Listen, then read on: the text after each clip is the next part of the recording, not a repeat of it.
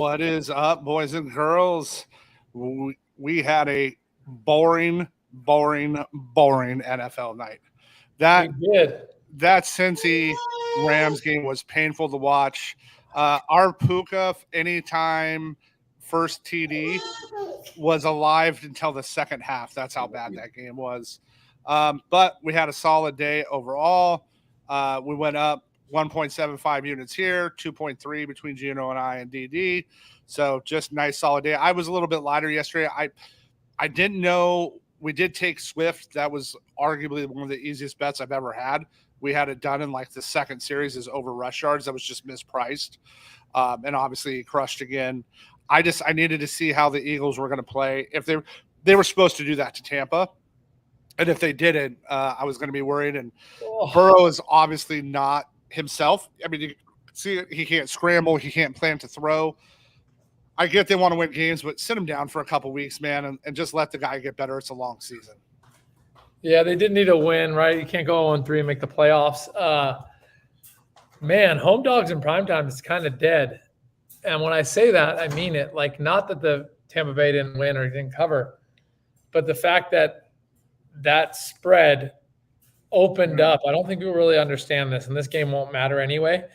But, like, historically, it would open up at, like, -5.5, -6. I think it opened up at -6 is when I gave it out. Yep. And it would, like, have kicked off at +7.5. And that's what I'm trying to tell people. It went the other way. That's what I'm trying to say is, like, these old systems don't carry a lot of value like they used to, but they're so profitable for so long that we're going to be making influencer videos saying, like, this system's up 40 units the last 10 years, and they're not going to notice that the last year it's been red. That was my first home dog in primetime giving out. But, dude, the value ain't there. Like, at 5, 5.5, 4, 4.5. What I saw it get down to 4.5 in some places. It's insane. And I'm not even just talking about this one game. The outcome of one game's different than the fact that the line movement is changing substantially. So, yeah, it was interesting. So, speaking of lines, reason 4,272 I hate sportsbooks is our moonshot today. So, we're going to give out Mookie to hit a home run in this first game. You cannot bet. This is how crooked books are today. You cannot bet a 2 home run hitter in either of these games for the Dodgers in Colorado. They won't even let you bet it. They took it off. You can't single game parlay anything of value. So, example, Freddie to steal a base today is -600. Freddie Freeman.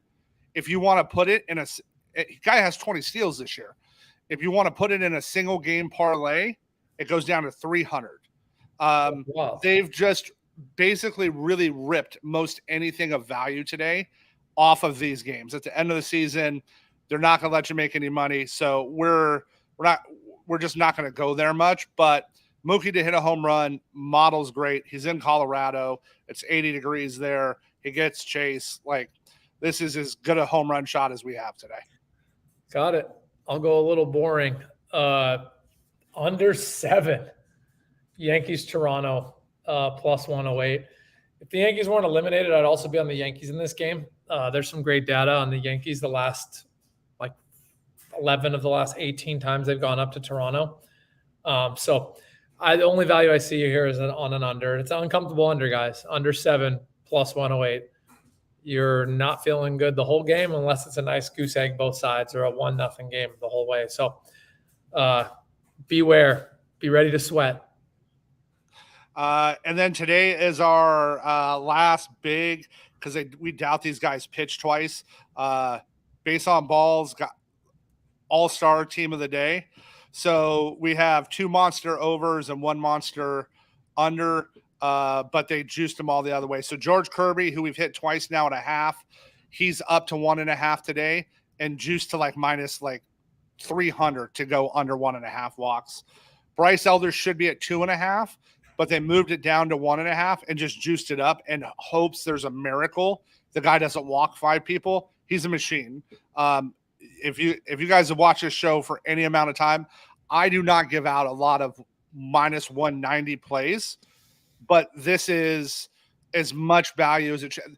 We model him over 3 walks today. So he's just been a machine. Go look at his record.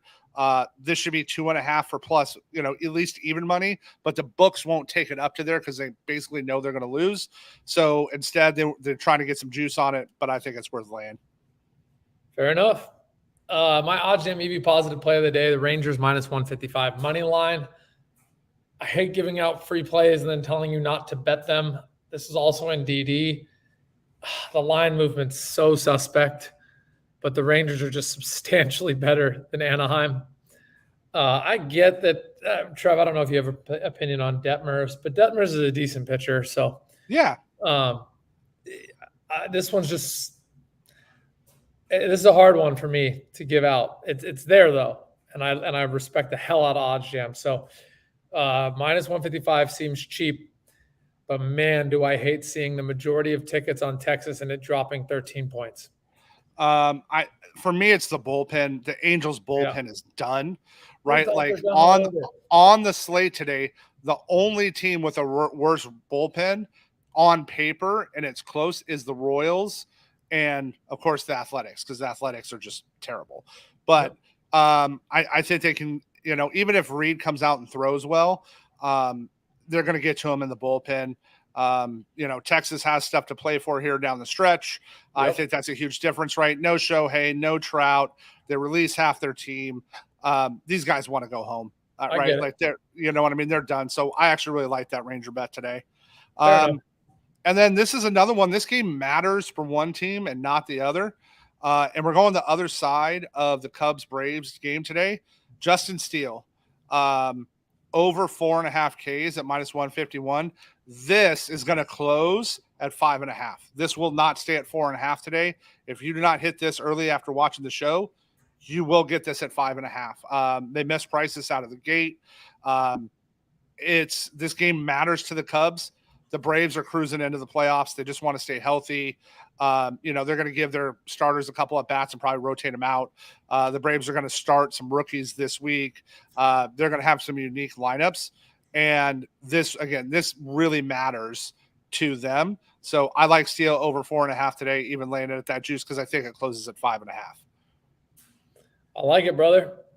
My Degens, we got the lightning round. Trevin, I give you our 5 plays in about the next minute. Trev, I'm going to hand you that mic. All right. So everyone, simple, early game, Mookie to hit a home run, plus 310. I would bet 2 home runs on today if we could. The books won't give it to us. So that is why I like this bet even more. I like it. Under 7, Yankees, Toronto, best bet openly bet I've seen out there, plus 108 on this. I like this at minus 110. That is an 18% variance between the two. Yep. I like that as well. And then we got our walk machine, Bryce Elder. He's a guy, if they would let me ladder walk props up, I would ladder him up to 4 or 5 every time he pitches. I've never given out a minus 190 on this show. I just don't give them out. We're playing this a little differently in DD. So for our members, I showed a way to get some more value, but I'm going to lay the 190 here. He's just a walk machine. It's what he does. I like it. Texas Rangers is our OddsJam EV positive play of the day, minus 155. I hate how the line movement has worked in this game. I agree. The Anaheim is just done. I'm riding this even though I don't love it. I'm just being honest with you guys. I hate that it's gone down 13 points with that Anaheim bullpen, as Trev was mentioning. But the final play, Rangers minus 155 money line. And then our bet openly DFS play of the day, Justin Steele, over 4.5 Ks at minus 151.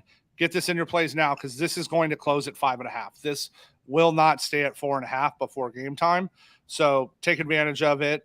And let's just go enjoy this last week of weird baseball before the playoffs. Later, my dude.